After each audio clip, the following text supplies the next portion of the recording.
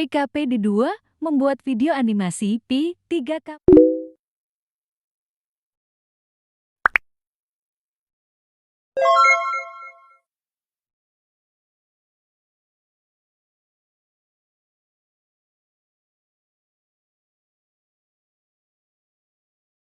P3K atau pertolongan pertama pada kecelakaan adalah upaya pertolongan dan perawatan sementara terhadap korban kecelakaan sebelum mendapat pertolongan yang lebih sempurna dari dokter atau paramedik. Tujuan daripada P3K dalam pemberian pertolongan pertama pada kecelakaan terdapat 3 tujuan yang sangat penting, yaitu tujuan yang paling utama dalam pertolongan pertama pada kecelakaan yakni menyelamatkan nyawa atau mencegah kematian.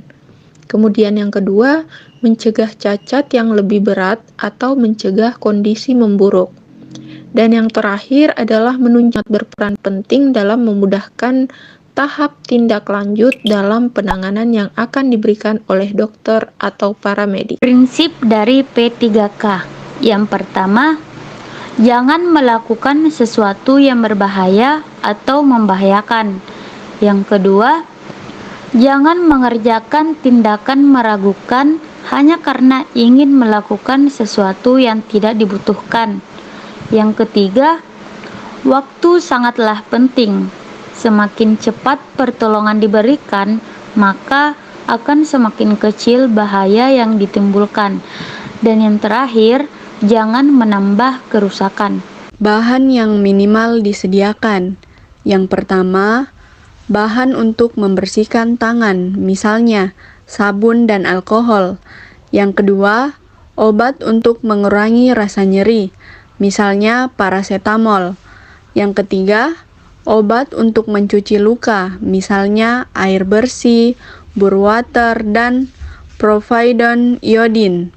Dan yang keempat, bahan untuk menyadarkan, misalnya moniak dan parfum. Alat minimal yang disediakan, kapas atau kasa steril, pembalut, plester, gunting, dan pinset. Dasar hukum untuk P3K adalah 1. Undang-Undang Nomor 1 Tahun 1970 tentang Keselamatan Kerja, Nomor Peraturan Menteri Tenaga Kerja dan Transmigrasi, Nomor per 03-Men-1982 tentang Pelayanan Kesehatan Kerja.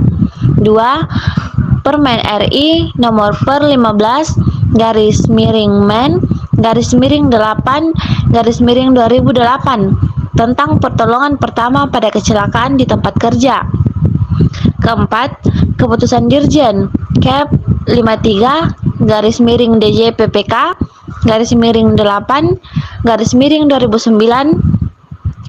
tentang pelatihan dan pemberian lisensi petugas pertolongan pertama pada kecelakaan atau P3K di tempat kerja.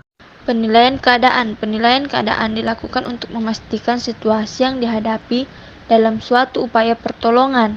Sebagai penolong, kita harus memastikan apa yang sebenarnya kita hadapi. Apakah ada bahaya susulan atau hal yang dapat membahayakan seorang penolong. Ingatlah selalu bahwa seorang atau lebih sudah menjadi korban, jangan ditambah lagi dengan penolong yang menjadi korban. Keselamatan penolong adalah nomor 1. Tindakan pemeriksaan fisik. Pemeriksaan fisik harus dilakukan dengan rinci dan sistematis mulai dari ujung kepala sampai ujung kaki. 3 metode pemeriksaan fisik, penglihatan, perabaan, dan pendengaran.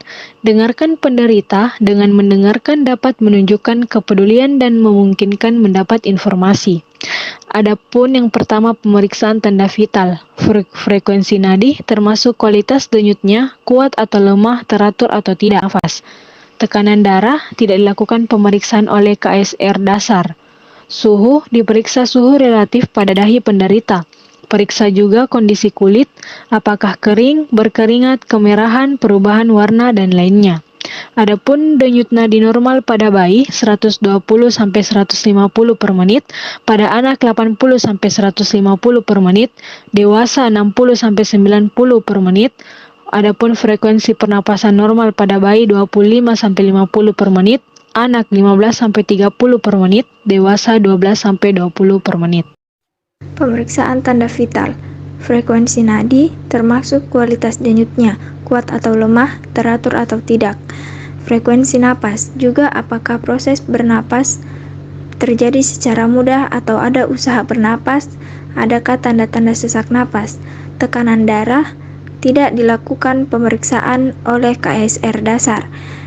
Suhu, diperiksa suhu relatif pada dahi penderita. Periksa juga kondisi kulit, kering, berkeringat, kemerahan, perubahan warna, dan lainnya. Jenis-jenis luka dan jenis-jenis patah tulang. Jenis luka itu seperti luka lecet, kemudian luka tusuk, luka gigitan, dan luka bakar. Dan jenis patah tulang adalah yang pertama, fraktur terbuka, kedua, fraktur tertutup, dan yang terakhir, fraktur oblik. Laporan dan serah terima. Biasakanlah untuk membuat laporan secara tertulis. Laporan ini berguna sebagai catatan Anda, PMI, dan bukti medis. Hal-hal yang sebaiknya dilaporkan adalah 1. Umur dan jenis kelamin penderita, 2. Keluhan utama, 3. Tingkat respon, 4. Keadaan jalan napas, 5. Pernapasan, 6. Sirkulasi, 7. Pemeriksaan fisik yang penting, 8. Kompak yang penting, 9. Penata laksanaan, 10. Perkembangan lainnya yang dianggap penting. Bila ada formulirnya, sertakan form laporan ini kepada petugas yang mengambil alih korban dari tangan Anda. Serah terima dapat dilakukan di lokasi, yaitu saat tim bantuan datang ke tempat Anda atau Anda yang mendatangi fasilitas kesehatan.